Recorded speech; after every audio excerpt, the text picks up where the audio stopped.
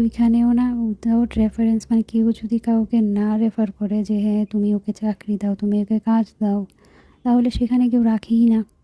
আমাদের ডিপার্টমেন্টের কথা বলছি, অন্য ডিপার্টমেন্টের কথা আমি বলছি না। সত্যি কি ডেন্টিস্ট্রি পড়ে কোনো লাভ হয়নি। আর আমি সত্যি বলবো, যাদের কাছে, যাদের ফ্যামিলির কাছে অতিরিক্ত পয়সা আছে, ওরাই যেন এসব পড়ে, অন্যরা যেন না পড়ে। কারণ সরকার তো চাকরি দেবেই না, স্বাভাবিক। আর নিজে ক্লিনিক খুললামও, এরপরও অনেকটা কষ্ট পাওয়ার পরে নিজে ক্লিনিক খুললাম, কিন্তু সেটাও ইজিলি চলবে না। কারণ কেউ যদি আমাকে 1 লাখ টাকা দেয়, 2 লাখ টাকা দেয়, 3 লাখ টাকা দেয়, সেটা কয়দিন থাকবে, কয়দিন চলবে?